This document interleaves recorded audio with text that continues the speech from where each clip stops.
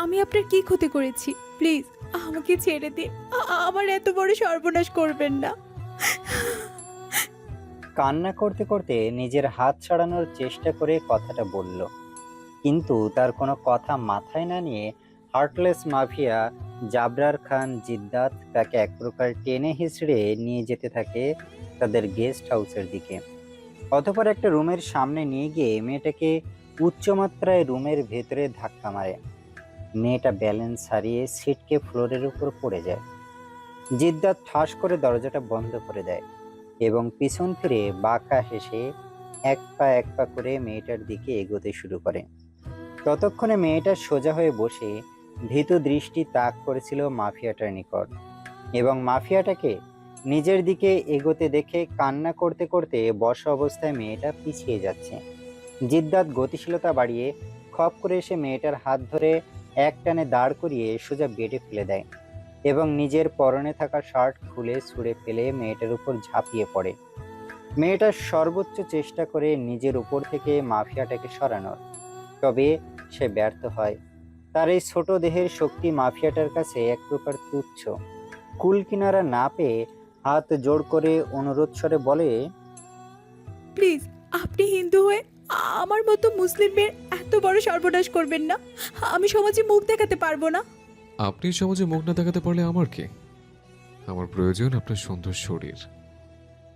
জিদ্দাত বেশ শান্ত সুরে ঠোঁট বাঁকিয়ে কথাটা বলে। মেয়েটা দ্বিতীয়বার অনুরোধ করে কিছু বলতে নিলে পাষাণ মাফিয়া কোনো প্রকার সুযোগ না দিয়ে তার দুহাত বেডের দু সাইডে চেপে ধরে অধর আঁকড়ে নেয়। খুব বীভৎসভাবে আঁকড়ে রাজত্ব চালাচ্ছে। মেয়েটা কথা বলার সুযোগ বন্ধ করে দেওয়ার ফলে শুধু ছটফট করছে ছাড়া পাওয়ার জন্য।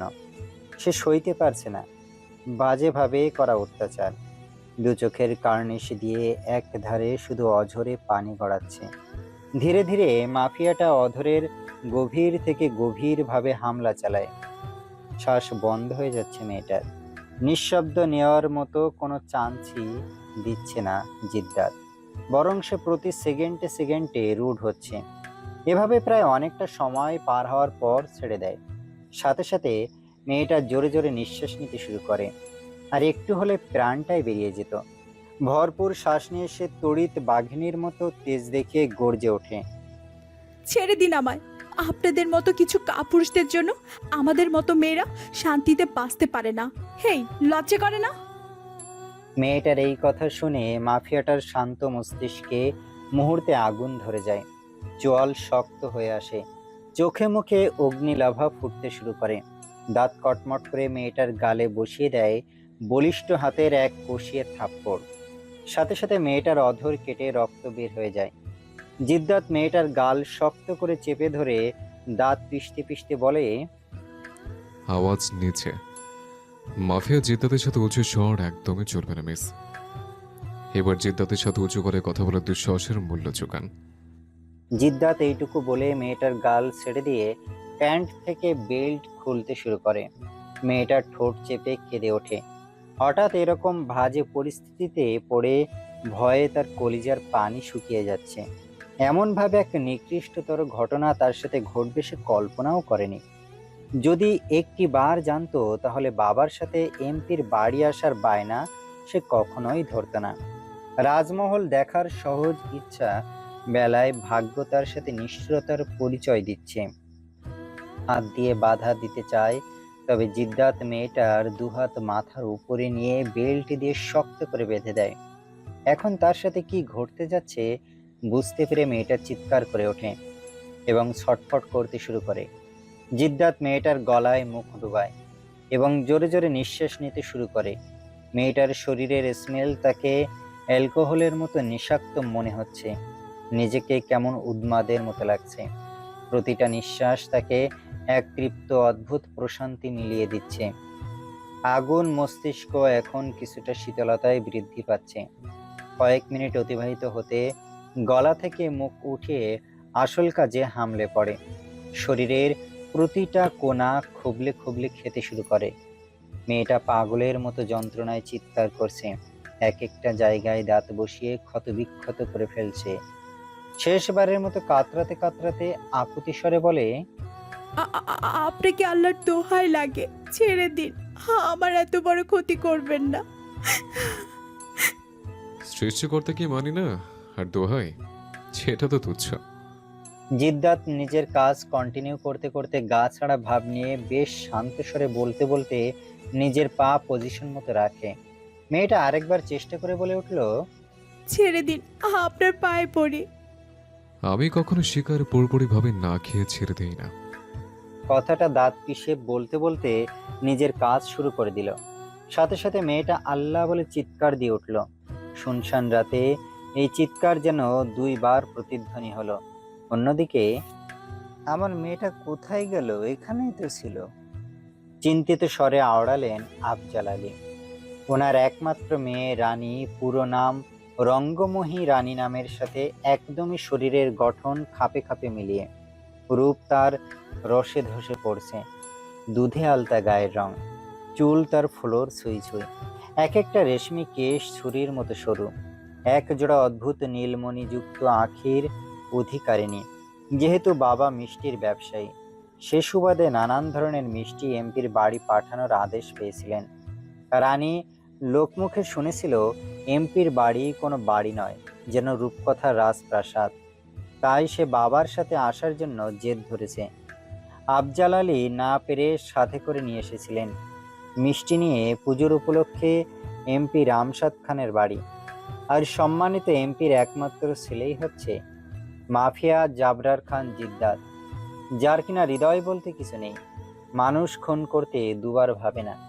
সবাই এটাই জানে তার প্রতিদিন বেডে একটা একটা নতুন মেয়ে চাই। রানীকে সে সিঁড়ির কাছে থেকে পা থেকে মাথা পর্যন্ত তীক্ষ্ণ দৃষ্টি নিক্ষেপ করে পর্যবেক্ষণ করেছিল। রানী খুশি মনে পুরো বাড়ি ঘুরে ঘুরে দেখে। যখন মিষ্টি রেখে চলে আসছিল, ঠিক সে সময় মাফিয়াটা তাকে টানতে টানতে নিয়ে আসে। আফজাল আলী রানীকে খান বাড়ির প্রত্যেকটা কোনায় খুঁজে ফেলছেন, কিন্তু কোথাও পাননি। পূজার কারণে পুরো খান বাড়িতে মানুষের অভাব নেই, তাও আবার এমপির বাড়ি বলে কথা। আফজাল আলী রানীর নাম ধরে ডাকতে ডাকতে গেস্ট হাউসের দিকে এগিয়ে যান। গেস্ট হাউসের মেইন দরজার সামনে এসে নাম ধরে হাত ছাড়েন। রানীমা, কই তুই? রানী নিজের বাবার কণ্ঠস্বর নিজের অতি নিকটে শুনতে পেয়ে বাবা বলে চিৎকার দিতে নিলে মাফিয়াটা নিজের অধর দিয়ে রানীর অধর চেপে ধরে। রানী ছটফট করতে শুরু করে, চোখ দিয়ে শুধু নোনা জল গড়াতে থাকে। শরীরের তার বিন্দু মাত্র শক্তি নেই, ধস্তাধস্তি করার মতো কোনো অবস্থায় রাখেনি লোকটা। আফজাল আলী এখানে কোনো সাড়া শব্দ না পেয়ে মনে মনে আওড়ালেন, হয়তো আমাকে না পেয়ে বাড়ি চলে গেছে। এখন তো প্রায় 10টা বেজে গিয়েছে, মেয়েটাও বলে না যে চিন্তায় ফেলে দিয়ে গেল। উনি এসব ভেবে আর ওখানে না দাঁড়িয়ে চলে আসলেন। শেষবারের মতো বিশাল বড় খান ম্যানশনে ভালো করে খুঁজে দেখলেন, কিন্তু কোথাও পান না। এবার শিওর হয়ে যান বাড়ি চলে গেছে, তাই উনিও বাড়ির দিকে রওনা দেন। সারা রাত রানীর সাথে খুব বীভৎস মেলামেশা করে শেষ রাতের দিকে রানীকে ছেড়ে পাশে শুয়ে হাঁপাতে থাকে। রানীর কোনো খবর নেই, সেন্সলেস হয়ে পড়ে আছে। জিদ্দাত কাত হয়ে জিভ দিয়ে গাল ঠেলতে ঠেলতে রানীর দিকে চোখ খাদে নিয়ে তাকালো। রানীর সাথে মিলিত হওয়ার পর তার খুব তৃপ্তি মিলেছে।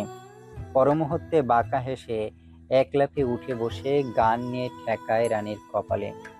উদ্দেশ্য শুট করার, ঘাড় বাঁকিয়ে ট্রিগার চাপতে নিয়েও কেন জানি সে চাপলো না। সকলে জানে জিদ্দাত মেয়েদের সাথে মিলিত হয়ে তাদেরকে দুনিয়া থেকে বিদায় করে দেয়, তবে রানীর ক্ষেত্রে ব্যতিক্রম। সে অদ্ভুতভাবে নিথর দেহ হয়ে পড়ে থাকা রানীর দিকে তাকিয়ে হাসল, অতঃপর শান্ত মস্তিষ্কে ক্ষীণ স্বরে আওড়ালো, আপনি আমাকে একটু বেশি প্রশান্তি মিলিয়েছেন, তাই আপনাকে আমার আবার বেডে প্রয়োজন। এমনিতে আমি সেকেন্ড চান্স দেই না, আমার কাজ হাসিল হলে আপনাকে আউট করে দেবো মিস। জিদ্দাত বেড থেকে নেমে সোজা রুম থেকে বের হয়ে যায়। এখন প্রায় 3টার মতো হবে, টাইম স্কিপ। ফজরের আজান কানে ভেসে আসতেই রানীর জ্ঞান ফিরে শরীরে অসহ্য যন্ত্রণা নিয়ে উঠে বসে এবং নিজের দিকে তাকিয়ে ফুপিয়ে কেঁদে উঠে, শত হোক নিজের ইজ্জত হারানোর থেকে বড় কষ্ট আর কি হতে পারে। 17 বছর বয়সের কিশোরীর মন যে উথাল পাতাল হয়ে যাচ্ছে নিজের সম্মান হারিয়ে। রানী দুহাত বুকে চেপে কাঁদতে কাঁদতে উপর দিকে তাকিয়ে বলে ওঠে, আমার শরীর যে অপবিত্র হয়ে গেছে। হে আল্লাহ, আমি কি করে মা বাবার সামনে দাঁড়াবো? তাদের মেয়ে যে ধর্ষিতা হয়ে অপবিত্র হয়ে গেছে। রানী নিজেকে সামলে নিয়ে জামা কাপড় পরিধান করে নেয়। পুরো বিছানায় সুপ সুপ রক্তে ভরে গেছে। রানীর পেটে অসহ্য যন্ত্রণা হচ্ছে। বেড থেকে নেমে দাঁড়ায়, পা দুটো কাঁপছে। খুঁড়িয়ে খুঁড়িয়ে হেঁটে দরজার সামনে যায়। যে করে হোক তাকে এখান থেকে বাড়ি যেতে হবে, ভোরের আলো না ফুটতে। তা না হলে যে লোকে দেখলে কলঙ্কিনী করবে। দরজাটা ভাগ্য গুণে খোলা পেল, যদিও বাইরে অসম্ভব গার্ড দাঁড়িয়ে। কোনো রকম তাদের ফাঁকি দিয়ে গেট থেকে বের হয়ে আসে। হাঁটতে কষ্ট হচ্ছে, তারপরেও যতটুকু সম্ভব তাড়াতাড়ি হাঁটার চেষ্টা করছে। যদি আবার মাফিয়াটা এসে পড়ে সেই ভয়ে। ইন মর্নিং, ঝর্ণার নিচে বসে আছে সে। অন্ধকার থাকতেই বাড়ি চলে এসেছে। রানীর মা বাবা রানীর জন্য চিন্তা করে বাইরে গেটের সামনে সারা রাত বসেছিলেন। রেহেনা বেগম তো নিজের মেয়ে বাড়ি আসছে না দেখে কান্নাকাটি শুরু করে অবস্থা খারাপ করে ফেলেছেন। রানীর বাবা তাদের আশেপাশের সব আনাগোনা খুঁজে ফেলেছেন। 17 বছরের মাত্রাধিক সুন্দরী কিশোরী নিখোঁজ। তাদের সেটা ভেবে মাথায় নানান রকমের ভাঁজে চিন্তা হানা দিয়েছিল। রানী যখন বাড়ি আসে তখন ওনারা বেশ কড়া কণ্ঠে প্রশ্ন করেন, কোথায় ছিল? রানী ফ্রেন্ডের বাসায় ছিল জানায়। ওনারা রানীকে অসম্ভব বকাঝকা করেন, কিন্তু রানী নিজেকে ওড়না দিয়ে ঢেকে রেখে কোনো রকম কথা ঘুরিয়ে পেঁচিয়ে বলে নিজের রুমে চলে আসে। এবং তখন থেকে টানা 2 ঘন্টা ধরে ঝর্ণার নিচে মুক্তির মতো বসে আছে। পানি দিয়ে শরীরের দাগ মোছা গেলেও মনের দাগ কি মোছা যায়? রানীর বেলায়ও তাই হয়েছে।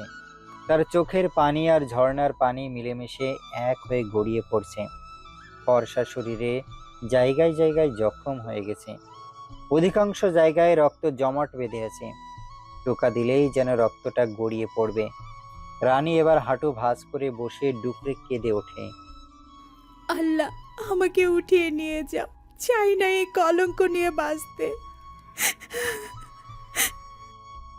এভাবে 7 দিন পার হয়ে যায়। জিদ্দাত নিজের ম্যানশনের লিভিং রুমে সবকিছু তছনছ করতে করতে হুঙ্কার ছাড়ে। যেই করে হোক, যেখান থেকে পারিস আমার জন্য ভার্জিন মেয়ে নিয়ে আয়। নিজেদের বসের এত বড় হুঙ্কার শুনে ভয়ে কাঁপতে কাঁপতে 2 পা পিছিয়ে যায় গার্ডগুলো।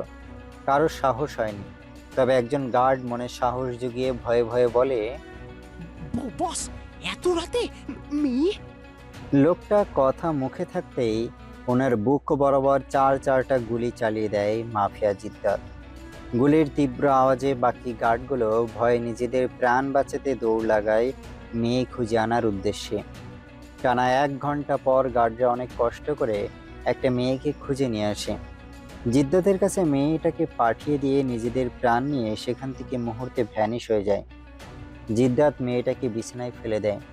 মেয়েটা বারবার বলছে তাকে ছেড়ে দিতে। পাষাণ মাফিয়া কি তা শুনে ঝাঁপিয়ে পড়ে মেয়েটার উপর। জিদ্দাত অনেকক্ষণ যাবৎ চেষ্টা করছে মেয়েটার সাথে গভীরভাবে ঘনিষ্ঠ হতে, কিন্তু কিছুতেই পারছে না। এটা বিগত 7 দিন ধরে হচ্ছে তার সাথে। এখন আর সে অন্য মেয়েদের সাথে তৃপ্তি পায় না। রেগে মেয়েটার মুখে গান ঢুকিয়ে শুট করে দেয়। সাথে সাথে মেয়েটা আর্তনাদ করে মারা যায়। জিদ্দাত রেগে বিকট চিৎকার দেয়। কিছুতেই শান্তি পাচ্ছি না। ওই মেয়েটা আমার মাথা খারাপ করে দিয়েছে। ওনাকে যে করেই হোক আমার চাই, মানে চাই। পাতালে লুকিয়ে থাকলে জিদ্দাত খুঁজ বের করে ঠিকই নিয়ে আসবে। আজ 7 দিন পর রানী কলেজ এসেছে। এই 7 দিন অস্বাভাবিক জ্বরে ভুগে বিছানায় পড়েছিল। একবার তো নিজেকে শেষ করতে গিয়েছিল, কিন্তু মা বাবার কথা ভেবে এসব চিন্তা বাদ দিয়ে নিজেকে ঘুচিয়ে নিয়েছে। সে কলেজ এসে জানতে পারে কাল নাকি ফাংশন আছে, নবীন বরণ। কলেজ শেষে রাস্তায় এসে দাঁড়ায় গাড়ির জন্য। হঠাৎ রাস্তার ওপাশে নজর যেতে ভয়ে কলিজা শুকিয়ে আসে। কাঁপা কাঁপা কণ্ঠে আওড়ায়, ওই মাফিয়াটা এখানে কি করছে? রানী তৎক্ষণাৎ ওড়না দিয়ে মুখ ঢেকে উল্টো পথে দেয় এক দৌড়। জিদ্দাতের নজর যায় দৌড়ে যাওয়া রানীর দিকে। মেয়েটাকে বুঝতে 1 মিনিটও সময় লাগে না তার। সে নিজের বাইক নিয়ে ছুটে মেয়েটির পিছু। জিদ্দাত নিজের বাইকের স্পিড সম্পূর্ণ বাড়িয়ে দেয় এবং রানীর পিছু ছুটতে থাকে। ততক্ষণে রানী একটা গাড়ি ডেকে সেটাই দ্রুত উঠে বসে এবং গাড়ির ড্রাইভারকে কাঁপা কাঁপা স্বরে বলে, চাচা প্লিজ একটু তাড়াতাড়ি চালান, আমার পেছনে একটা বকাটে গুন্ডা ধাওয়া করেছে। রানীর কথা শুনে গাড়ির চালক বয়স্ক চাচা যতটা সম্ভব গাড়ি স্পিডে চালানোর চেষ্টা করছেন। রানী নিজের মুখ এক হাতে চেপে ধরে কান্না করছে, সাথে বারবার পিছনে ফিরে তাকাচ্ছে। জিদ্দাত বাইক নিয়ে গাড়ির অনেক কাছেই চলে এসেছে। ইতিমধ্যে মাফিয়াটার বাইকের পিছনে আরও কতগুলো বাইক অ্যাড হয়েছে। সে বুঝতে পারল এইগুলো মাফিয়াটার দলবল। সে অনেক কষ্টে নিঃশব্দে চোখের পানি ঝরাচ্ছে। ভয়ে তার হাত পা ক্রমশ ঠান্ডা হয়ে আসতেছে। মনে মনে শুধু একটা কথাই ঘুরপাক খাচ্ছে তার, জীবনে কি পাপ করেছিলাম যার জন্য এই নিষ্ঠুর মাফিয়াটার কবলে পড়তে হলো। আল্লাহ তুমি রক্ষা করো এই জঘন্য মানুষটার হাত থেকে। ড্রাইভার চাচা রানীর অবস্থা বুঝতে পারছেন। তিনি রানীকে ভরসা দিয়ে খুব শান্ত কণ্ঠে বলেন, মা তুমি চিন্তা করো না, আমি তোমাকে ওদের থেকে অনেক দূরে গাড়ি লুকিয়ে নিয়ে যাব, ওরা তোমাকে ধরতে পারবে না। রানী কোনোরকম নিজেকে সামলে চোখের পানি মুছতে মুছতে মৃদুস্বরে জানায়, ধন্যবাদ চাচা। ড্রাইভার গাড়ির গতি দ্বিগুণ বাড়িয়ে দিলেন। রানী বারবার মনে মনে আল্লাহকে স্মরণ করছে যেন এই মাফিয়াটা তাকে ধরতে না পারে। জিদ্দাতের চোখে মুখে সিংহের হিংস্রতা ফুটে উঠেছে। বাইকের স্পিড 99%। সে ভয়ঙ্করভাবে দাঁত পিষতে পিষতে আওড়ায়, আপনাকে পেলে কি অবস্থা করবো নিজেও জানি না। আপনার শরীরে কি এমন জাদু আছে যার জন্য বারবার আপনাতে গভীরভাবে ডুবে যেতে মন চাইছে? গাড়ির ড্রাইভার গাড়ি ঘুরিয়ে জিদ্দাতের চোখ ফাঁকি দিয়ে অন্য রাস্তায় চলে আসেন, কিন্তু খুব বেশি দূর যেতে পারে না। সামনে নাকি রাস্তা বন্ধ। তাই ড্রাইভার চাচা গাড়ি থামিয়ে দিয়ে চিন্তিত স্বরে তাড়াহুড়ো করে বলেন, মা তুমি নেমে যাও কোথাও, লুকিয়ে পড়ো, সামনে গাড়ি যাবে না, আর ওরা বাইক নিয়ে চলে আসতে বেশি সময় লাগবে না, যাও তাড়াতাড়ি। রানী ভয়ে গাড়ি থেকে তৎক্ষণাৎ নেমে যায় আর ড্রাইভার চাচাকে দ্বিতীয়বারের মতো ধন্যবাদ জানিয়ে দৌড়ে কিছুটা সামনে এগিয়ে যেতে দেখে রাস্তা বন্ধ। সে এখন কি করবে ভেবে পাচ্ছে না। এদিকে মাফিয়াটা বাইক নিয়ে প্রায় চলে এসেছে। সে পাগল পাগল হয়ে আশেপাশে তাকাতে তার নজরে পড়ে একটা ভাঙা দেওয়াল। দু কথা না ভেবে সে ছুটে গিয়ে সেটার পিছনে গিয়ে তৎক্ষণাৎ লুকিয়ে পড়ে। জিদ্দাত এবং তার দলবলগুলো ততক্ষণে বয়স্ক চাচার গাড়িকে ঘিরে ধরে গোল গোল করে বাইক নিয়ে ঘুরতে শুরু করে দিয়েছে। রানী ভেঙে যাওয়া দেওয়ালের ছোট ফাঁক দিয়ে তাকালো সে পানে। চাচা তখন গাড়ি থেকে নেমে কিছুটা শক্ত কণ্ঠে বলেন, তোমরা আমাকে এভাবে ঘিরে রেখেছো কেন? সরো, আমি গাড়ি নিয়ে যাব। জিদ্দাত ঘাড় বাঁকিয়ে চাচার দিকে তাকিয়ে দাঁত চেপে বলে, এত তারা কিসের? আগে বলুন মেয়েটা কোথায়? চাচা সোজাসাপটা উত্তর দিলেন, আমি জানি না। জিদ্দাত নিজের গানটা ঘুরাতে ঘুরাতে কিঞ্চিত বাঁকা হেসে উঠল। অতপর গানটা উল্টে পাল্টে দেখতে দেখতে বেশ শান্ত স্বরে বলল, আপনি নিজের ইচ্ছে বলবেন নাকি মুখ থেকে কথা বের করব? কোনটা? চাচা তখন আবারও বললেন, আমি জানি না মেয়েটা কোথায়, সত্যি বলছি। ওনার গাড়িতে আগুন লাগিয়ে দেয়। মাফিয়াটার শান্ত স্বরে বলা কথাটা গার্ডদের কানে পৌঁছাতে বাইক থেকে নেমে পেট্রোল নিয়ে গাড়িতে ডালতে শুরু করলো। চাচাটা গাড়ির কাছে যেতে নিলে মাফিয়াটা এক হাতে ওনাকে চেপে ধরে। তোমরা আমার এত বড় ক্ষতি করো না, তা না হলে আমার পরিবার না খেতে পেয়ে মরে যাবে। চাচা অনুরোধ স্বরে বললেন। তবে জিদ্দাত শয়তানি হেসে গা ছাড়া ভাব নিয়ে উত্তর দিল, মরে যাক, তাতে আমার কি? আপনি যেহেতু মেয়েটা কোথায় বলবেনই না, তাহলে এটা আপনার জন্য পারফেক্ট। চাচা খানিকটা রেগে গেলেন এবং ক্ষিপ্ত কণ্ঠে চেঁচিয়ে উঠলেন, আমাকে ছেড়ে দে। তোদের মতো কিছু হিংস্র পশুদের জন্য আজ সমাজে মেয়েরা শান্তিতে বাঁচতে পারে না। বলবো না মেয়েটা কোথায় আছে, কি করবি তুই? জিদ্দাত তা শুনে মুহূর্তে আগুন হয়ে গেল। শান্ত মস্তিষ্কে যেন দাও দাও করে অগ্নিলাভা ফুটতে শুরু করলো। চোখমুখ ভয়ঙ্করভাবে শক্ত হয়ে আসলো। চোয়াল খাড়া করে দাঁত কটমট করতে করতে প্যান্টের এক সাইডে গুজে রাখা হক স্টিকটা এক টানে বের করে চাচাটার মাথায় সজোরে আঘাত করলো। ততক্ষণে গার্ড চাচাটার গাড়িতে আগুন লাগিয়ে দিয়েছে। চাচাটা নিজের মাথায় হাত চেপে আর্তনাদ করে মাটিতে লুটিয়ে পড়েন। আশেপাশে যেই কয়জন ছিল তারা সব ভয়ে নিজেদের প্রাণ নিয়ে দৌড়তে শুরু করে। মাফিয়া জাবরার খান জিদ্দাতের সাথে উঁচু গলা একদমই চলবে না। জিদ্দাত দাঁত কটমট করে কথাটা বলে। মাফিয়াটার শরীর যে রাগে গিজগিজ করছে তা তার দাঁত চাবানো কথায় স্পষ্ট। রানী এই মর্মান্তিক দৃশ্য দেখে মুখে দুহাত চেপে ধরে কান্না করছে। কান্নার শব্দ ভেতর থেকে ঠেলে বেরিয়ে আসতে চাইলে ওড়না দিয়ে মুখ চেপে ধরে বসে পড়ে। ভয়ে সারা শরীর থরথর করে কাঁপছে। মনের মধ্যে যেন এলোমেলো ঝড় বইতে শুরু করেছে। মনে মনে ভাবছে তার জন্যই লোকটাকে এভাবে মারলো। আল্লাহ, এই জানোয়ারটাকে ধ্বংস করে দিও। জিদ্দাত তার তীক্ষ্ণ নজরে আশেপাশে তাকায়। চারপাশে নজর ভুলিয়ে চোখ সরিয়ে নিয়ে আসতে নিলে হঠাৎ তার নজর দেয়ালের উপর স্থির হয়। চোখ খাদে নিয়ে খুঁটিয়ে খুঁটিয়ে দেওয়ালটা দেখতে শুরু করে। সে অগ্রসর হয় সেদিকে যাবার জন্য। দেওয়ালের প্রায় কাছেই চলে এসেছে। বেশি না, 2 থেকে 3 হাত দূরত্বে। জিদ্দাত পকেটে দুহাত গুজে ধীরে এগিয়ে যাচ্ছে। রানী পায়ের আওয়াজ পেয়ে দেওয়াল ঘেঁষে জোরে জোরে নিঃশ্বাস নিতে শুরু করে। জিদ্দাত হঠাৎ দেওয়াল থেকে 1 হাত দূরত্ব রেখে দাঁড়িয়ে যায় এবং কিছু একটা ভেবে সেদিকে আর পা বাড়ায় না। শান্ত পায়ে পিছন ফিরে বাইকে এসে বসে। যাবার আগে আরেকবার দেওয়ালটার দিকে তীক্ষ্ণ নজর বুলায়। অতঃপর মাফিয়াটা তার দলবল নিয়ে সেখান থেকে চলে যেতে কিছু লোকজন এসে চাচাটাকে তুলে হসপিটালে নিয়ে যায়। রানী ভয়ে ভয়ে আবারও ফাঁক দিয়ে তাকায় এবং মাফিয়াটা চলে গেছে দেখে নিজেকে কোনো রকম সামলে চোখের পানি মুছে নিয়ে উঠে দাঁড়ায়। আস্তে করে দেয়ালের পেছন থেকে বের হয়ে ওড়না দিয়ে মুখ ঢেকে রাস্তায় পড়ে যাওয়া গাড়িটার দিকে তাকিয়ে আবারও ডুকরে কেঁদে ওঠে। তার জন্য তো নির্দোষ লোকটা মায়ের খেলো, আবার গাড়িটাও হারালো।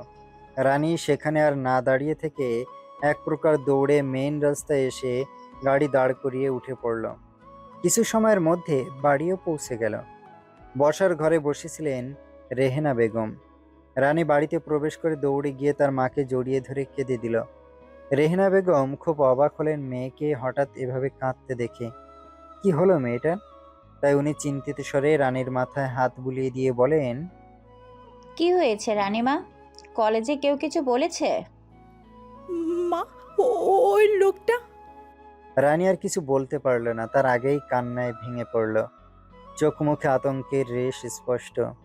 রানীর মা মেয়েকে এভাবে ভয় পেয়ে কাঁদতে দেখে তিনি উত্তেজিত হয়ে গেলেন। খানিকটা ভয় পেয়ে তড়িঘড়ি করে রানীর 2 সাইডের বাহুতে চেপে ধরে হালকা করে ঝাঁকিয়ে বললেন, কোন লোক? কি হয়েছে মা, বল আমাকে। রানী নিজেকে দমিয়ে রাখার চেষ্টা করলো। তার মাকে এসব কোনোভাবে বলা যাবে না। নিজের সাথে এক প্রকার যুদ্ধ করে কান্না থামায়। ফর্সা মুখ লাল হয়ে আছে। হেসকি তুলতে তুলতে জানায়, মা, জানো আজকে ওই মিন্টু আমার গোলাপ জামুন কেড়ে খেয়ে ফেলেছে। রেহেনা ধমকের স্বরে শুধালেন, এটার জন্য কি এভাবে কান্না করতে হয়? ভয় পেয়ে গিয়েছিলাম আমি। কি না কি ভেবে বসেছি। আর যেন এভাবে কান্না করতে না দেখি। গোলাপ জামুন খেয়ে ফেলেছে, তোর বাবাকে বললেই তো আবার নিয়ে আসবেন। রানী নিজের মায়ের দিকে ছলছল চোখে তাকিয়ে আছে। তার মা বাবার কতই না স্বপ্ন তাকে নিয়ে, আর একটা মাফিয়া কিনা তার সবটুকু কেড়ে নিয়েছে। মায়ের দিকে এক দৃষ্টিতে তাকিয়ে বুকে পাহাড় সমান কষ্ট নিয়ে মনে মনে বলে, মা, তোমার মেয়েকে না একটা হিন্দু ছেলে অপবিত্র করে দিয়েছে। আমি না তোমাদের ভালো মেয়ে হতে পারিনি, পারলে আমাকে ক্ষমা করে দিও। কি রে, কি ভাবছিস? যা রুমে গিয়ে ফ্রেশ হয়ে আয়, আমি খাবার দিচ্ছি। রানীর মায়ের আওয়াজ পেতে চোখ সরিয়ে নেয়। চোখের কোণের পানিটা আড়াল করে মাথা নাড়িয়ে নিজের রুমে চলে আসে। তার কেমন ভয় লাগছে। বারবার চোখে ভেসে উঠছে গাড়ি পড়ে যাওয়ার দৃশ্য, সাথে লোকটার রক্তাক্ত মাথা। শত শত চেষ্টা করেও ভুলতে পারছে না। মনের মধ্যে মাফিয়াটার ভয় যেন পোকার মতো বাসা বাঁধছে। বেডে এক পাশে জড়সড় হয়ে বসে আছে, শরীর তার এখনো মৃদু দুলছে। নানান চিন্তা ভাবনায় মাথা ফেটে যাচ্ছে। মনে একটাই কথা ঘুরছে, সে কলেজে যাবে কি করে? মাফিয়াটা তো ওখানেও চলে এসেছে। এসব ভাবার মাঝখানেই নিচে থেকে রেহেনা বেগমের আওয়াজ ভেসে আসলো। তাকে খাবার খাওয়ার জন্য ডাকছে। রানী ভাবনা চিন্তা বাদ দিয়ে বসে না থেকে ফ্রেশ হতে চলে গেল। যদিও খাবার তার গলা দিয়ে নামবে না, তারপরও তাকে খেতে হবে, না হলে যে তার মা এত এত কথা শুনিয়ে দেবে। সে ফ্রেশ হয়ে সোজা রুম থেকে নিচে চলে এসে চেয়ার টেনে বসে পড়ে। তার মা আগে থেকে টেবিলে খাবার রেখে দিয়েই তাকে ডাকছিলেন। রানী একটু একটু করে খাচ্ছে। বাবা মায়ের একমাত্র মেয়ে রানী। তাদের ছোট একটা পুরনো দুতলা বাড়ি। তার বাবার মিষ্টির দোকান নিয়ে তাদের সংসার চলে। রেহেনা বেগম মেয়েকে যা যা দেওয়ার তা দিয়ে কিচেনে চলে গিয়েছেন। আনমনে খাবারগুলো নাড়ছিল। কখন যে তার পাশে কেউ একজন এসে দাঁড়িয়ে আছে সেদিকে কোনো খেয়াল নেই। ধাপ্পা। আচমকা এইভাবে কানের কাছে ঝুঁকে জোরে বলায় রানী হকচকিয়ে এক প্রকার লাফিয়ে ওঠে। বুকে এক হাত চেপে ধরে জোরে জোরে নিঃশ্বাস নিয়ে পাশে তাকায়, আর একটু রাগ দেখিয়ে শুধালো। মিলি, এভাবে কেউ করে? হ্যাঁ, পুরো ভয় পেয়ে গেছি। মিলি পাত্তাই দিল না। সোজা হয়ে কোমরে দুহাত রেখে শরীর নাচাতে নাচাতে বলল, রাখ তোর ভয়। আগে বল কালকে ফাংশনে কি পরে যাবি, শাড়ি নাকি কুর্তি? রানী মুখ ছোট করে মন খারাপ করে জবাব দেয়, আমি যাব না রে। মিলি কোমর থেকে হাত নামিয়ে সোজাসুজি ধমকে বলে, কেন যাবি না? অবশ্যই যাবি, তা না হলে তোকে মেরে তক্তা বানিয়ে দেব। রানী আমতা আমতা করে জানায়, আসলে আমার একটু সমস্যা আছে, তুই যাস কাল। মিলি চোখ বন্ধ করে চেঁচিয়ে ওঠে। না না না, তুই যাবি মানে যাবি, কথা শেষ। মিলি রানীর কথা শুনতে নারাজ। অনেক জোরাজুরি করে শেষ পর্যন্ত না পেরে রাজি হয়ে যায়। এই একটা মেয়ে যে কিনা সুখে দুঃখে সবসময় তার পাশে থাকে এবং আপন মানুষের মতো জোর খাটায়। মিলির বাড়ি রানীর বাড়ি থেকে শুধু 5 মিনিটের রাস্তা। তারা দুজন একে অপরের বেস্ট ফ্রেন্ড। প্রিন্সিপাল স্যার অনেকক্ষণ যাবৎ এমপি রামদাস খানকে কল করে যাচ্ছেন, কিন্তু অপর পাশ থেকে কোনো রেসপন্স করছে না। তিনি শেষবারের মতো আরেকটি বার কল দিলেন। এবার অপর পাশ থেকে ফোন তুলল। স্যার অত্যন্ত সম্মানের সাথে নম্র স্বরে বললেন, প্রণাম নেবেন এমপি সাহেব। প্রণাম। কিসের জন্য ফোন দেওয়া? রামদাসের কণ্ঠে একরাশ ক্লান্তির নির্লিপ্তি। অভিজ্ঞতা ও ক্ষমতার ভারে সময় তিনার সাথে সিনেমিনি খেলে। প্রিন্সিপাল দৃঢ় স্নিগ্ধ স্বরে বললেন, কলেজে নবীন বরণ অনুষ্ঠান, আপনি না আসতে পারলে অন্তত আপনার পরিবারে কেউ যেন উপস্থিত থাকেন। ওনার কথার শেষে এক টুকরো হাসি থাকলেও সেটার ভেতরে ছিল দায়িত্বের স্পষ্ট আহ্বান। তিনি কিন্তু স্পষ্টভাবে বুঝিয়ে দিলেন, এই উপস্থিতি কেবল আনুষ্ঠানিকতা নয়, এটি সম্মান এবং কর্তব্যের প্রতিচ্ছবি। রামদাস কিছুক্ষণ চুপ থেকে সোজা সাপটা উত্তর দিলেন, ওকে দেখা যাবে। কথাটুকু বলেই ফোন রেখে দিলেন। এই এলাকার এমপি হিন্দু হলেও সবাই এমপি এমপি করে জান দিয়ে ফেলে। ওনারা রামদাসকে মনে প্রাণে বিশ্বাস করেন। নেক্সট ডে রানীকে সুন্দর করে শাড়ি পরিয়ে দিচ্ছে মিলি। রানী বারবার মানা করা সত্ত্বেও মিলি তার কথা পাত্তা না দিয়ে এক প্রকার জোর করে কালো রঙের একটি জামদানি শাড়ি পরিয়ে দিচ্ছে। মিলিও একটা লাল শাড়ি পরেছে। রানীকে শাড়ি পরানো শেষ। মিলি কুচি ঠিক করে দিয়ে আয়নার সামনে রানীকে দাঁড় করিয়ে নিঃশব্দে তাকিয়ে থাকে। মিলির চোখে এক অদ্ভুত প্রশান্তি, ঠোঁটে হালকা বিস্ময়ের রেখা। ধীরে গভীর এক উপলব্ধির ভার নিয়ে বলে ওঠে সে, মাশাআল্লাহ রানী, তোকে খুব সুন্দর লাগছে, কারণ নজর না লাগুক। রানী মিলির কথা শুনে আয়নার দিকে তাকিয়ে নিজেকে খুঁটিয়ে খুঁটিয়ে দেখে। মুখে হালকা সাজ, কপালে ছোট কালো টিপ, খোপায় সাদা ভেলি ফুলের গাজরা, সব মিলিয়ে এক অপূর্ব ছায়াতে তারই প্রতিচ্ছবি। মনে মনে মলিন মুখ করে ফিসফিসিয়ে উঠেছে, নজরে তো পড়েই গেছি মিলি, আমি যে অপবিত্র হয়ে গেছি। খুব ভয় হচ্ছে, আজ যদি মাফিয়াটা ওইখানেই থাকে। রানীকে ভাবনার ভেতর হারিয়ে যেতে দেখে মিলি হালকা ধাক্কা দিয়ে বলে, রানী কই হারিয়ে গেলি? মিলির উদ্বেগে রানীর ধ্যান ভাঙতে কাপা স্বরে বলে, হ্যাঁ। রানীর আচরণ কেমন অদ্ভুত ঠেকছে। তবে মিলি দেরি হয়ে যাচ্ছে দেখে আর কোনো প্রশ্ন করে না। রানীকে তাড়া দিয়ে বলে, হ্যাঁ চল, দেরি হয়ে যাচ্ছে। নিচে নেমে রেহেনা বেগমের কাছ থেকে বিদায় নেয় দুজন। বিদায়ের মুহূর্তে রেহেনা বেগম মায়াভরা হাসিতে বলেন, সাবধানে যাস মা। রানী মাথা নেড়ে সম্মতি জানায়, কিন্তু তার চোখে অজানা এক শঙ্কার ছায়া। রাস্তা জুড়ে রানীর মন ভয়ে কাঁপতে থাকে। যদি আজ মাফিয়াটা কলেজেই থাকে। কলেজ গেটের সামনে আসতে তারা থমকে দাঁড়ায়, চোখে বিস্ময়। সারাটা গেট রাজকীয় আয়োজনে মোড়া, ফুল, আলোকসজ্জা, সবকিছুতেই এক অনির্বচনীয় সৌন্দর্য। রানী বিস্ময়ে ডুবে থাকতে না থাকতেই মিলি ফিসফিসিয়ে বলে, শুনেছি আজ এমপি সাহেব আসবেন। এই এক বাক্যেই যেন রানীর বুকের ভেতর ঢেউ তুলে দেয়। চোখের পলকে মনে পড়ে যায় এমপি রামদাসী, মাফিয়া জাবরার খান জিদ্দাতের বাবা। হঠাৎ তার শরীর ঠান্ডা হয়ে আসে, ভেতরে ভেতরে দম বন্ধ হয়ে যেতে চাইছে। এমপি সাহেব চলেও আসবে, কিন্তু আল্লাহ যেন ওই মাফিয়াটা না আসে। মনে মনে দোয়া করে সে। মিলি তার চিন্তার গভীরে হারিয়ে যাওয়া দেখে পাশে থেকে মিলি বলে, এই রানী, তোর আজ কি হয়েছে বল তো? একটু পর পর কই হারাই যাস? রানী নিজেকে সামলে মুখে হালকা হাসি ঝুলিয়ে উত্তর দেয়, কিছু না, গেট দেখছিলাম, চল ভেতরে যাই। মিলি আর কিছু না বলে রানীর হাত ধরে বিশাল কলেজ মাঠের দিকে এগিয়ে যায়। মাঠ জুড়ে উৎসবের আমেজ। একপাশে সুসজ্জিত মঞ্চ, অর্ধেক মাঠে সারি সারি চেয়ার। অতিথিদের আগমনে জমে উঠেছে পরিবেশ। রানী ও মিলি দর্শকদের শেষ সারির একটি চেয়ার টেনে বসে পড়ে। চারিদিকে চোখ বুলিয়ে রানী টের পায় বেশ কয়েকজন ছেলের চোখ একমাত্র তার দিকে আটকে আছে। সে অস্বস্তিতে শাড়ির আঁচলটা আরেকটু আঁটোসাঁটো করে নেয়। অনুষ্ঠান শুরু হয়েছে। এক এক করে ডাকা হচ্ছে নৃত্যশিল্পীদের নাম। হঠাৎ পিছন থেকে চিৎকারে কেঁপে ওঠে দুজন। ওই মিলি রানী, পিছনে তাকিয়ে দেখে সানা প্রায় দৌড়ে আসছে।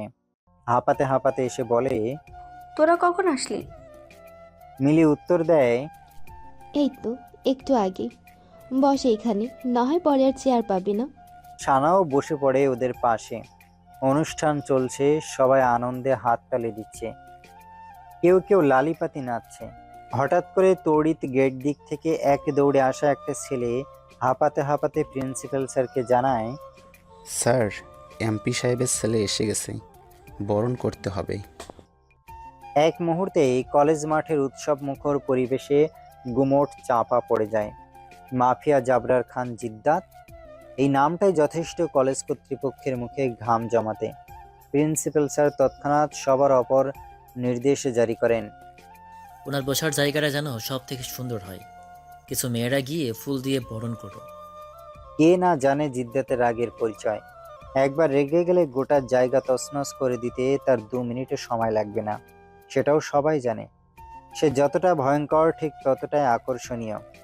অনেক মেয়েরা তো ইচ্ছে করে নিজের সবকিছু বিলিয়ে দিতে চায় তার পায়ের নিচে। ইতিমধ্যে গেটের দিকে সবার দৌড়াদৌড়ি দেখে মিলি বলে, হয়তো এমপি সাহেব এসেছেন।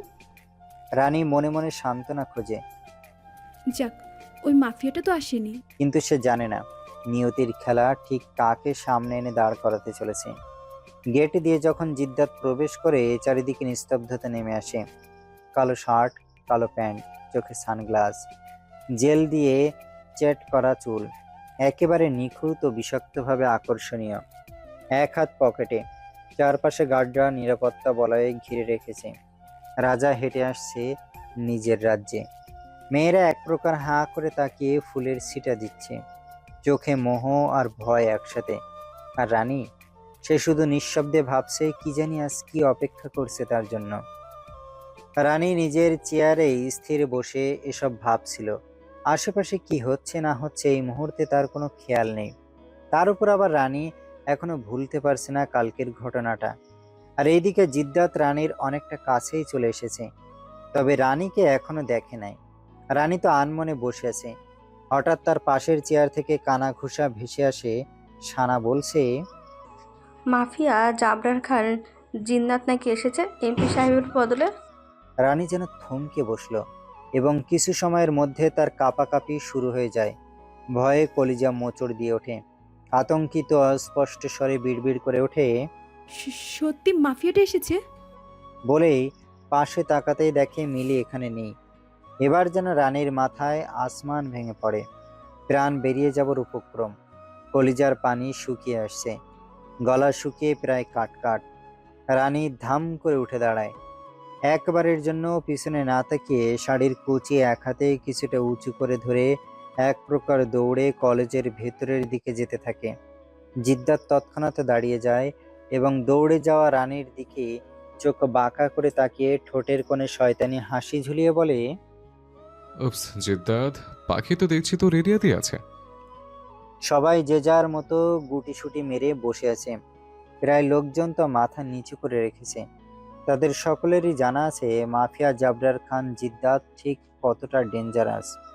জিদ্দাত এক চুমুক অ্যালকোহল মুখে নিয়ে রানীর যাওয়ার দিকে তীক্ষ্ণ দৃষ্টি স্থির রেখে রহস্যময় হেসে বলে, তোর এদিকে এনজয় কর।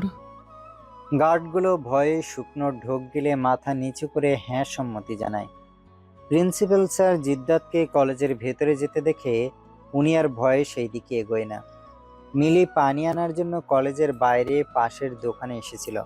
অতঃপর পানি নিয়ে মাঠে ফিরে এসে রানীকে না দেখতে পেয়ে চিন্তিত হয়ে পুরো মাঠে রানীকে খুঁজতে শুরু করে। তবে পুরো মাঠে সবাইয়ের ভিড়ে যখন মিলি রানীকে খুঁজে পায় না, তখন অনেকটা ভয় পেয়ে মাঠের মধ্যেখানে দাঁড়িয়ে বিড়বিড় করে, এই রানী কোথায় চলে গেছে? ও ঠিক আছে তো? সানাকেও তো দেখতে পাচ্ছি না।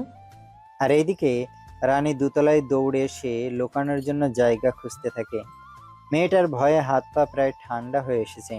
কুল কিনারা না পেয়ে এই দিক থেকে ওই দিকে ছুটতে ছুটতে দুর্বল আত্মা নিয়ে কান্না ভেজা স্বরে বলে, এখন আমি কি করব? কোথায় লুকাবো? আল্লাহ, তুমি কিছু একটা করো। ওই নরপশুটার হাত থেকে আমাকে রক্ষা করো। রানী এভাবে ছুটতে ছুটতে স্টোর রুমের সামনে চলে আসে। আর কোনো কিছু না ভেবে সোজা সে রুমে প্রবেশ করে। স্টোর রুমে ঠিক তেমন কেউ আসে না। এই জায়গাটা একদম ফাঁকা। তার উপর সবাই এখন মাঠে ফাংশনে আছে। এখানে আরো আগেই কেউ আসবে না।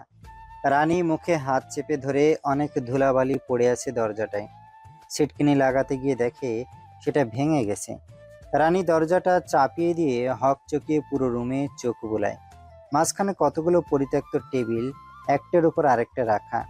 রানী তড়িৎ গতিতে ছুটে সেগুলোর পিছনে গিয়ে লুকিয়ে পড়ে। প্রায় 10 মিনিট ধরে বসে আছে রানী। প্রথমে আওয়াজ পায়নি, তাই সুস্থির শ্বাস নেয়। তার মধ্যে হঠাৎ কানে ভেসে আসে দরজা খোলার আওয়াজ। মুহূর্তে রানী কেঁপে ওঠে। এতে তার খুব জোরে কান্না পাচ্ছে। মুখে দু হাতে চেপে ধরে কান্না আটকানোর চেষ্টা চালাচ্ছে। আমি জানি আপনি এখানেই আছেন। নিজের ভালো চান তো বের হয়ে আসুন। হাত পিশাকর বার্তায় রানীর শরীর থরথর করে কাঁপতে শুরু করে। মুখ দিয়ে শব্দ করে কান্না আসতে নিলে শাড়ির আঁচল দিয়ে মুখ চেপে ধরে মনে মনে আল্লাহকে ডাকতে শুরু করে। আর যাই হয়ে যাক কেন, মাফিয়াটা যেন তাকে না পায়। এভাবে প্রায় 20 মিনিট হয়ে গেছে। মাফিয়াটার কোনো সাড়া শব্দ রানী পাচ্ছে না দেখে ভাবে মাফিয়াটা হয়তো চলে গেছে। উঠে দাঁড়িয়ে খুশি মনে বাদিকে ঘুরে সামনে তাকাতে আচমকা জোরে চিৎকার দিয়ে পড়ে যেতে নিলে কেউ একজন তার কোমর জড়িয়ে হ্যাঁচকা টান মেরে নিজের সাথে মিশিয়ে নেয়। অতঃপর শয়তানি হেসে ঘাড় কাত করে কিছুটা ঢং করে বলে, দেখে ফেলেছি সুইট ক্যান্ডি। রানী তখন সমস্ত শক্তি ক্ষয় করে এক ধাক্কা দিয়ে জিদ্দাতকে সরিয়ে দিতে নিলে উল্টো আচমকা জিদ্দাত রানীকে দেয়ালে ঠেকিয়ে এক হাতে রানীর দুটো হাত বন্দি করে মাথার উপরের দেয়ালে চেপে ধরে।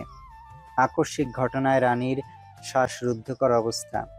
এতে কপালে বিন্দু বিন্দু পরিমাণে ঘাম জমে ওঠে। জিদ্দাত মুখের সামনে মুখ নিয়ে রক্তচক্ষু করে দাঁতে দাঁত পিষে বলে, এই আপনি না আমাকে অনেক ঘুরিয়েছেন। এবার আপনাকে বোঝাবো মাফিয়া জবরার খান জিদ্দাতকে ঘোরানো কতটা মজা। রানী তৎক্ষণাৎ কম্পিত স্বরে বলে ওঠে, আমাকে ছেড়ে দিন প্লিজ। এত সহজে আপনাকে কি করে ছেড়ে দিই মিস? ভয়ঙ্কর ভাবে শয়তানি হেসে কথাটা বলে এক টানে প্যান্টের সাইডে গুজে রাখা গানটা বের করে রানীর কপাল বরাবর তাক করে। এতে রানীর যায় যায় অবস্থা। জোরে জোরে শ্বাস নিতে শুরু করে। ঘাম কপাল গড়িয়ে দুই সাইড দিয়ে পড়ছে। জিদ্দাত রহস্যময় হেসে গানটা কপাল থেকে ধীরে ধীরে স্লাইড করতে করতে গাল ঘেঁষে নিয়ে যেতে থাকে। এতে রানীর যেন দম আটকে যাবার মতো অবস্থা।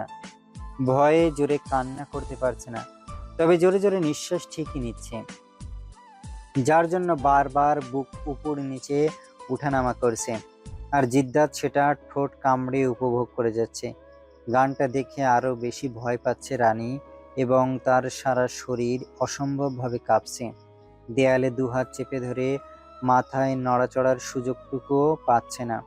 জিদ্দাত গানটা গাল ঘেঁষে থুতনিতে নিয়ে এসে খানিকটা উঁচু করে চেপে ধরে ভিলেন মার্কা হাসি দিয়ে মুখের সামনে মুখ রেখে ফিসফিস করে বলে, মেরে দে। না। অতিরিক্ত ভয়ের কারণে রানী ঠিকমতো কথাও বলতে পারছে না। জিদ্দাত রানীর দিকে তীক্ষ্ণ দৃষ্টিতে পর্যবেক্ষণ করে হঠাৎ একটানে রানীর শাড়ির আঁচলটা বুক থেকে নামিয়ে ফেলে। এতে রানী ফুপিয়ে ওঠে। জিদ্দাতের তাতে কিছুই যায় আসে না। সে রানীর পেটের দিকে হিংস্র নেকড়ের মতো তাকায়। ফর্সা দুধে আলতা উপর নিচ উঠিত পেট চোখ দিয়ে গিলে খাচ্ছে। রানীর লজ্জায় ঘৃণায় ঠোঁট চেপে কান্না করছে। মেয়েটা যদি পারতো তাহলে দেওয়ালের ভেতরে ঢুকে যেত। এত শক্ত করে দেওয়ালে চেপে দাঁড়িয়ে আছে। শেষবারের মতো আকুতি স্বরে ছাড়া পাওয়ার জন্য আহাজারি করে বলে, প্লিজ দয়া করে আমাকে ছেড়ে দিন। কিন্তু জাবরার খান জিদ্দাত রানীর কোনো কথা কানে নেয় না, বরং শক্ত করে রানীর তুলতুলে পেটে জোরে খামচে ধরে। সাথে সাথে নরম চামড়া ভেদ করে মাংসের ভিতরে নখ ঢুকে গিয়ে রক্ত বের হয়ে আসে। রানী যন্ত্রণায় হাঁসফাঁস করে জোরে চিৎকার দিতে নিলে জিদ্দাত আচমকা রানীর গোলাপি অধর ওষ্ঠ নিজের দখলে করে নেয়। ডিপলি হওয়ার জন্য সব রাস্তা বন্ধ হয়ে যায়। এই অবস্থায় রানী শুধু গুংড়িয়ে ওঠে। অদ্ভুত নীল আখি জোড়া দিয়ে শুধু অনবরত জল পড়তে থাকে। জিদ্দাত কন্টিনিউ করতে থাকে। রানীর নিঃশ্বাস নিতে প্রচুর কষ্ট হচ্ছে। জিদ্দাত মগ্ন রানীর গোলাপি অধরে। উন্মাদনার প্রমাণ দিয়ে নিচের মুখের ভেতরে পুরে অনেক জোরে কামড় দিতে রানী এবার সহ্য না করতে পেরে জোর করে নিজের হাত ছাড়িয়ে নেয়। বলতে গেলে জিদ্দাতই ছেড়ে দিয়েছে। রানী ছাড়া পেয়ে ধাক্কার সাথে মুখে অদ্ভুত আওয়াজ বের করতে শুরু করে। শেষ। এবার রানীর পক্ষে আর সম্ভব হলো না এসব নেওয়ার। গলা কাটা মরগের ন্যায় ছটফট শুরু করে দেয়। আর 2 মিনিট গেলে প্রাণ পাখি উড়াল দেবে। অনুনয় হয়ে নিভু নিভু ভাবে বন্ধ হয়ে যেতে নিলে জিদ্দাত ছেড়ে দেয়। রানীর ছাড়া মিলতেই বুকে দুহাত রেখে জোরে জোরে শ্বাস নিতে শুরু করে, এবং কিছুক্ষণের মধ্যে মুখে হাত চেপে ডুকরে কেঁদে ওঠে। ইস, এই অল্পতে হাঁপিয়ে গেলেন মিস। তবে আপনাকে তো আমার এই মুহূর্তে চাই। জিদ্দাতের ঠোঁট কামড়ে বলা কথায় রানীর আর বুঝতে বাকি থাকে না মাফিয়াটা কিসের কথা বলছে। তবে মেয়েটা একবার নিজের সতীত্ব হারিয়ে পুরো ভেঙে পড়েছে। এমনকি নিজেকে শেষ করার সিদ্ধান্ত পর্যন্ত নিয়েছিল। সব শেষে মা বাবার কথা ভেবে সব ভুলে আবারও নতুন করে নিজেকে গুছিয়ে নিতে চাইছিল। আর এখন একই ঘটনার সম্মুখীন তাকে দ্বিতীয়বারের মতো হতে হচ্ছে। রানীর তো এখন গলা ফাটিয়ে চিৎকার করে কান্না করতে ইচ্ছে করছে। জিদ্দাত আবারও রানীর কোমর জড়িয়ে নিজের শরীরের সাথে মিশিয়ে নেয়, এবং ফট করে রানীর গলায় মুখ ডুবিয়ে জোরে জোরে শ্বাস নিতে থাকে। এতে করে রানীর শরীরের সব পশম দাঁড়িয়ে যায়, অসম্ভবভাবে কাঁপছে। তার সাথে নদীর স্রোতের ন্যায় পানি গড়াতে থাকে। মনের মধ্যে একটাই বাসনা, এই শয়তানটার থেকে রক্ষা পাওয়া। জিদ্দা রানীর ফর্সা গলার চামড়া কালচে বর্ণ হয়ে রক্ত জমাট বেঁধে যায়, সাথে খুব জ্বালা করতে শুরু করে। রানী ঠোঁট কামড়ে জোরে কান্না আটকানোর বৃথা চেষ্টা চালিয়ে যাচ্ছে। জিদ্দাত গলায় মুখ ডুবিয়ে রেখে রানীর এক হাত নিয়ে রাখে নিজের প্যান্টের উপর, এবং ধীরে ধীরে সেন্সিটিভ পার্টে রানীর হাতটা হালকা করে ঘষা দেয়। তাতে রানী তড়িৎ হাত সরিয়ে নিয়ে আসতে নিলে জিদ্দাত রানীর হাতটা শক্ত করে ধরে চেইন খুলে হাতটা নিয়ে রাখে পুরুষালী ছোট অংশে। রানী গরম আর লম্বা শক্ত কিছু একটা অনুভব করতে পারে। তার মধ্যে জিদ্দাত আস্তে আস্তে রানীর হাতটা সেখানে ঘষতে থাকে। রানী তৎক্ষণাৎ বুঝতে পেরে ঘৃণায় চোখ খিচে বন্ধ করে নেয়। 10 মিনিট পর জিদ্দাত ঠোঁট কামড়ানো অবস্থায় গলা থেকে মুখ উঠিয়ে রানীর বুকে মুখ গুজে ঘন ঘন শ্বাস নিয়ে শব্দ করে চুমু খেতে থাকে। রানী শুধু নিঃশব্দে কান্না করছে। দুনিয়াতে এত মানুষ থাকতে তার পিছনে কেন এই মাফিয়াটা পড়ে আছে? রানীর ভাবনার মাঝেই জিদ্দাত তাকে উল্টো করে উন্মুক্ত দুধে আলতা পিঠে চুমুতে ভরিয়ে দিতে থাকে এবং কয়েক মিনিটের মধ্যে পুরোপুরিভাবে উত্তেজিত হয়ে ওঠে। যে করে হোক এখন তার গভীরভাবে রানীকে চায়।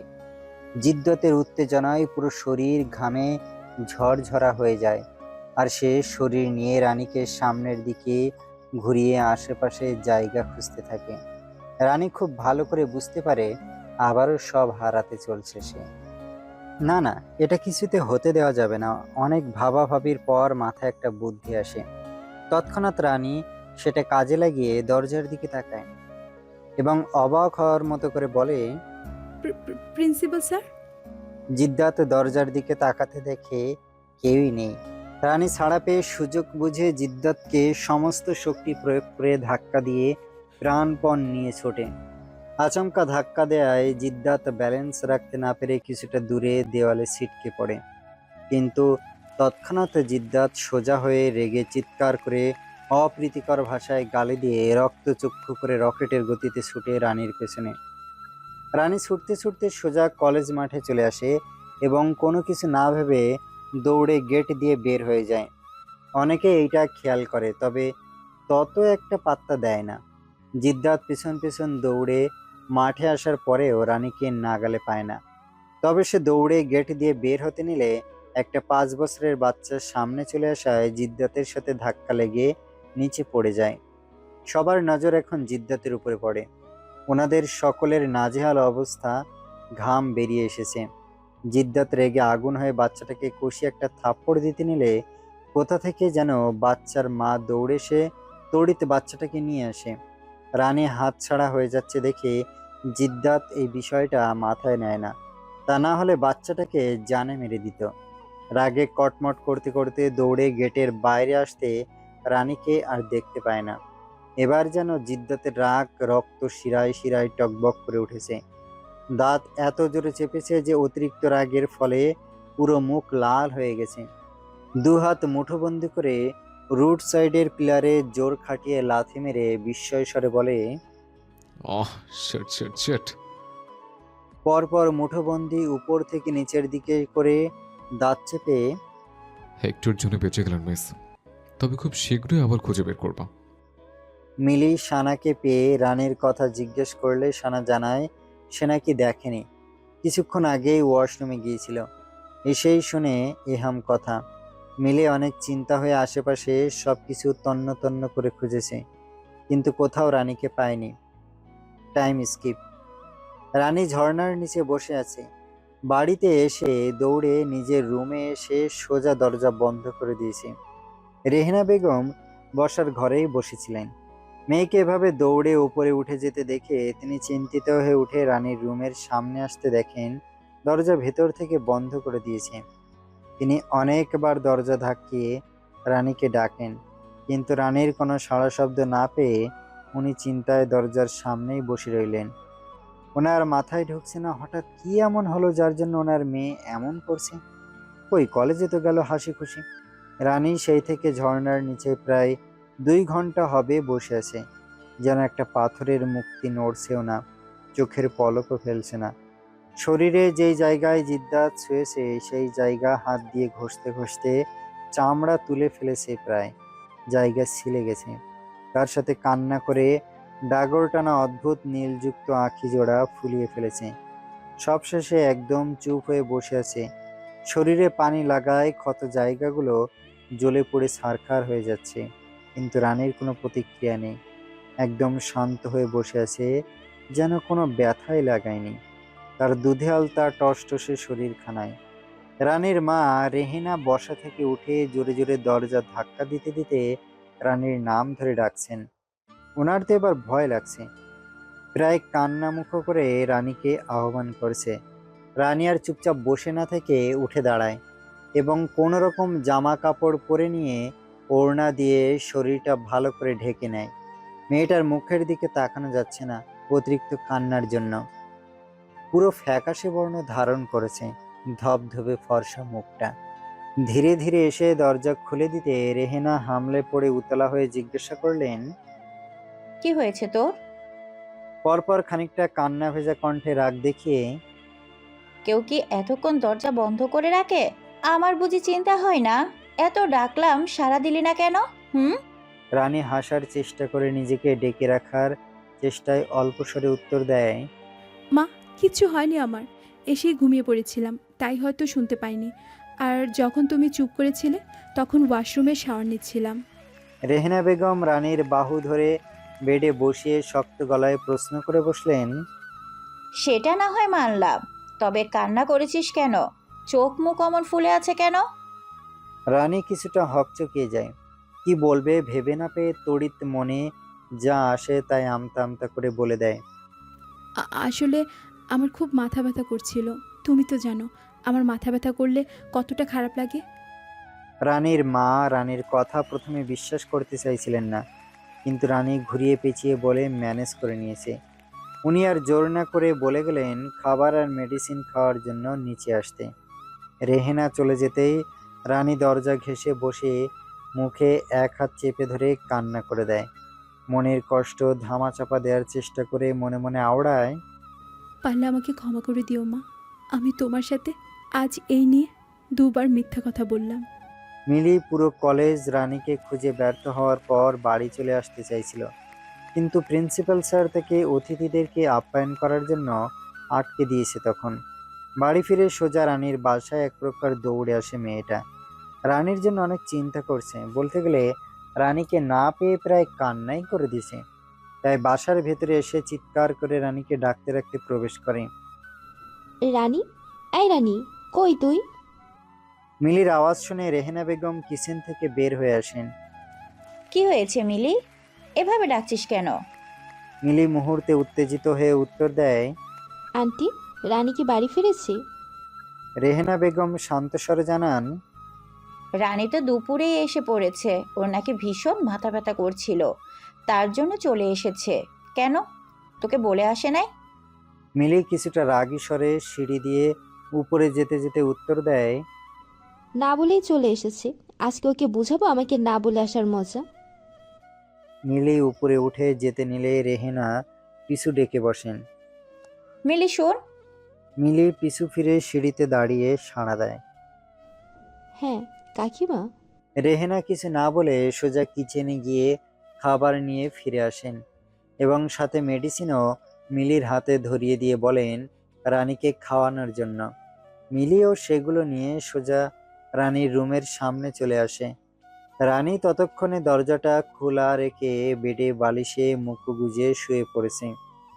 মিলি রুমে ঢুকে টেবিলের উপরে খাবার রেখে দিল। ইস, তাকে হয়রান করে কি সুন্দর বাসায় এসে ঘুমাচ্ছে। তড়িৎ কোমরে দুই হাত রেখে অভিযোগ নিয়ে রেগে শক্ত কণ্ঠে চেঁচিয়ে উঠল। বাবা, বাড়ি এসে কি সুন্দর আরাম করছিস, আর এইদিকে আমি পুরো কলেজে তোকে খুঁজতে খুঁজতে হয়রান হয়েছি। একটা বার কি আমাকে বলে আসতে পারলি না?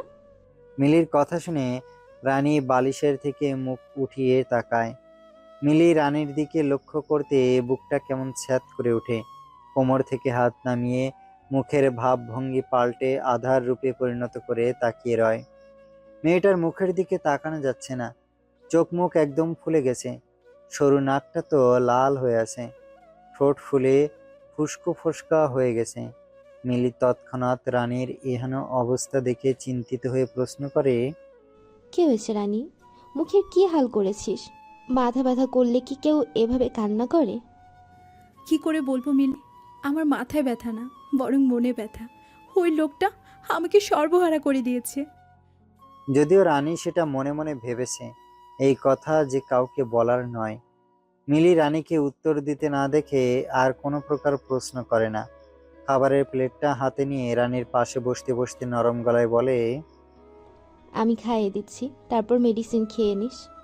একটু আগেও মেয়েটা রেগে বোমা হয়েছিল, কিন্তু এখন রানীর এই অবস্থা দেখে সব রাগ যেন নিমিষেই ভ্যানিশ হয়ে গেছে। রানী তো মাঝে মাঝে অবাক হয়ে যায়, এই মেয়েটা তাকে কত কেয়ার করে। যদিও তাদের ফ্রেন্ডশিপটা ঝগড়া দিয়ে শুরু হয়েছিল, কিন্তু এখন একজন আরেকজনকে ছাড়া থাকতেই পারে না। এসব কিছুর মাঝে রানীর খাওয়া শেষ হয়ে যায়।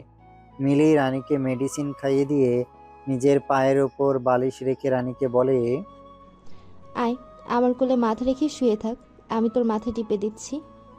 রানীও মাথা রেখে দেয় মিলির কোলে। আখি জোড়া বন্ধ করতে হানা দেয়। মাফিয়াটার সাথে দেখা না হলে কত শান্তিতে সে বাঁচত। মা বাবা মিলিকে নিয়ে তো সুখেই জীবন কাটছিল। হঠাৎ এই মাফিয়াটা এসে সব উলটপালট করে দিল। রানীদের আত্মীয় বলতে আর কেউ নেই। মা বাবা পালিয়ে বিয়ে করছে, তাই নানার বাড়ি কেউ মেনে নেয়নি। রানী জন্মের পর থেকেই তার নানা নানুকে দেখে নাই। ওনারা নাকি শহরের বাইরে থাকেন। জিদ্দাত ঝর্ণার নিচে দেওয়ালে শক্ত করে 2 হাত রেখে চোখ বন্ধ করে দাঁড়িয়ে আছে। চুল থেকে পানি সারা শরীরে স্পর্শ করে গড়িয়ে পড়ছে। জিদ্দাত নিজেকে কোনো রকম ভাবে ঠান্ডা করতে পারছে না। তার মাথায় শুধু রানী ঘুরঘুর করছে। এবার যদি মেয়েটাকে একবার পায় তাহলে কি হাল করে যে ছাড়বে তা জিদ্দাতের ফেস দেখে বোঝা যাচ্ছে। রাগে শরীর থেকে ধোঁয়া উঠছে। নিজেকে দমাতে না পেরে চোখ খুলে এক চিৎকার দিয়ে দেয়ালে জোরে ঘুষি মেরে বলে, আহ, মেয়েটা আমার রাতের ঘুম হারাম করে দিয়েছে। ওনাকে শুধু একবার হাতের কাছে পাই, তারপর বুঝাবো জিদ্দাত কে চেনিস। জিদ্দাত কোমরে টাওয়েল পেঁচিয়ে বের হয়ে সোজা রুমের এক কোনায় গিয়ে ছোট ডিভানে পায়ের উপর পা তুলে বসে সামনে ট্রি টেবিল যেখানে 3-4টা ওয়াইনের বোতল রাখা। জিদ্দাত হাত বাড়িয়ে একটা ওয়াইনের বোতল নেয় এবং মুখের ভেতরে নিয়ে এক নিঃশ্বাসে ডকডক করে অর্ধেক বোতল খালি করে ফেলে। রাগের কারণে চোখ মুখ অতিরিক্ত লাল হয়ে গেছে। তার উপর আবার এই মুহূর্তে তার শারীরিক সম্পর্কের খুব প্রয়োজন। নিজেকে কন্ট্রোল না রাখতে পেরে জিদ্দাত চিৎকার দিয়ে কাচের টেবিলটা লাথি দিয়ে উল্টিয়ে দিতে ভেঙে চূর্ণ বিচূর্ণ হয়ে যায়। কাঁচ ভাঙার তীব্র আওয়াজে রুমের বাইরে দাঁড়িয়ে থাকা গার্ডগুলো ভয়ে কাঁপতে শুরু করে। সবাই প্রায় ঘামতে শুরু করেছে। তাদের বস কি পরিমাণ রেগে আছে তা খুব ভালো করে বুঝতে পারছে এই মুহূর্তে। জিদ্দাত রাগে কটমট করতে করতে নিজের চুল খামছে ধরে হুঙ্কার দেয়, যেখান থেকে পারিস আমার জন্য মেয়ে নিয়ে আয়। গার্ডগুলো তৎক্ষণাৎ ছুটে এখানে 1 মিনিট থাকলে প্রাণটাই নিয়ে নেবে জিদ্দাত। প্রায় 20 মিনিট পর গার্ডগুলো একটা মেয়েকে জিদ্দাতের রুমে পাঠায়। তবে মেয়েটা দেখে মনে হচ্ছে নিজ ইচ্ছায় এসেছে দেহ বিলিয়ে দেওয়ার জন্য। জিদ্দাত মেয়েটাকে ভালো করে মাথা থেকে পা পর্যন্ত পর্যবেক্ষণ করে হঠাৎ মেয়েটাকে বিছানায় ধাক্কা মেরে ফেলে দেয়। জিদ্দাত অনেকক্ষণ যাবৎ চেষ্টা করছে মেয়েটার সাথে তার খায়েশ মেটানোর, তবে সে ব্যর্থ। মেয়েটার শরীর স্মেল যেন বিরক্ত লাগছে। রানীর শরীরে আলাদা এক মাতাল করা স্মেল পায়, যেটা তার ডার্ক শক্তের সুখ পাইয়ে দেয়। আর মেয়েটার শরীর সাথে মিশে সব পানসে পানসে মনে হচ্ছে। জিদ্দাত তারপরও চাইছে মেয়েটার সাথে পুরোপুরিভাবে ঘনিষ্ঠ হতে, কিন্তু কোনো কাজ হচ্ছে না। দেখে রেগে মেয়েটার উপর থেকে উঠে এক টানে তুলে দাঁড় করিয়ে মেয়েটাকে কিছু বুঝে ওঠার আগেই দেয়ালে অনেক জোরে মাথায় আঘাত করে সাথে সাথে মাথা ফেটে রক্ত দেয়াল গড়িয়ে নিচে পড়তে থাকে। তার সাথে মেয়েটা রুম ফাটিয়ে দেয় এক চিৎকার। জিদ্দাত বজ্রপাতের ন্যায় টেবিলের উপর থেকে ছুরি নিয়ে মেয়েটার পেটে ঢুকে দিতে মেয়েটা মুখ দিয়ে অদ্ভুত শব্দ করে সেখানেই মারা যায়। জিদ্দাত রেগে গলা চিরে হুঙ্কার দিয়ে ওঠে, আপনি আমার সুখ কেড়ে নিয়েছেন মিস, এর মূল্য হিসেবে চুকাতে পারবেন না। শুধু একবার পাই, তারপর নিচে প্রমাণ পাবেন। রানী ঘুমিয়ে আছে, মিলি পাশেই বসে।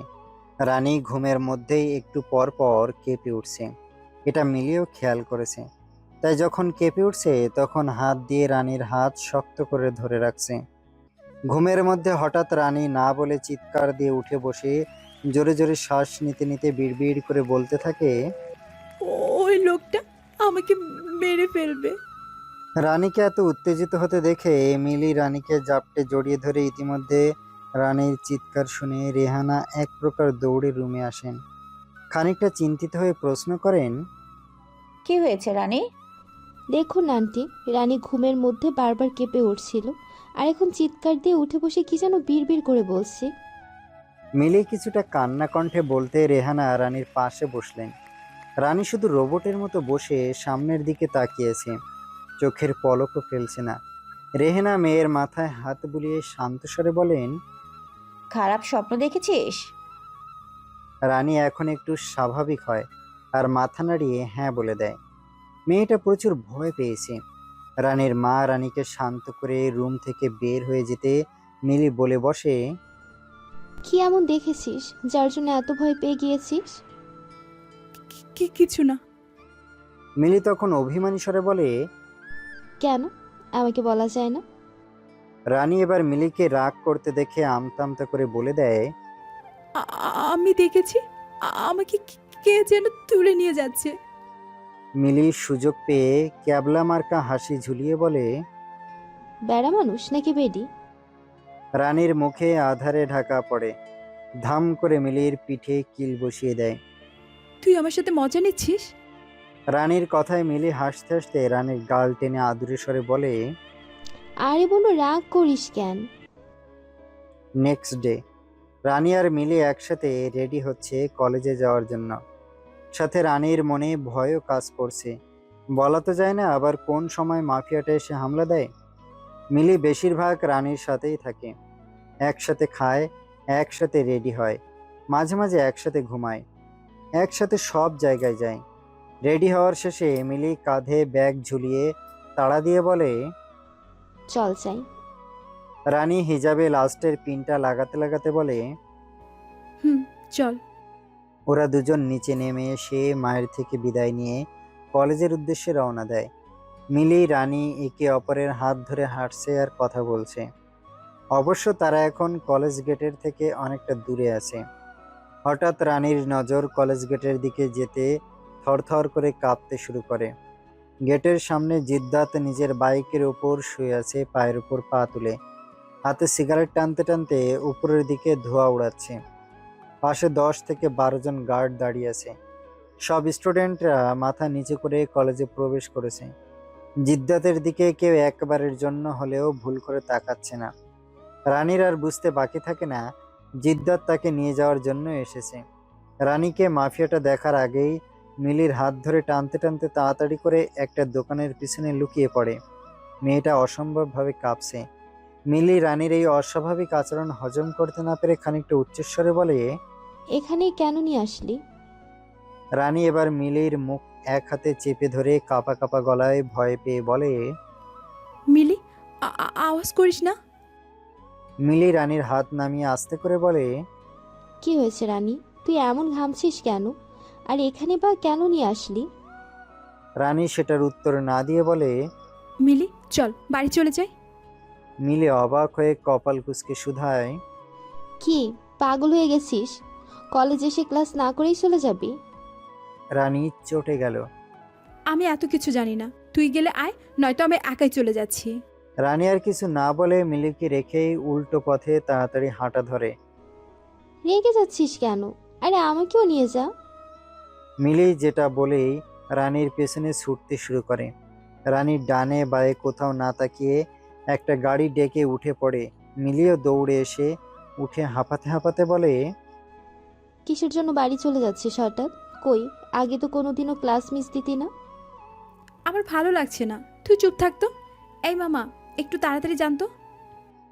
মিলি আর কিছু না বলে শুধু মনে মনে ভাবে।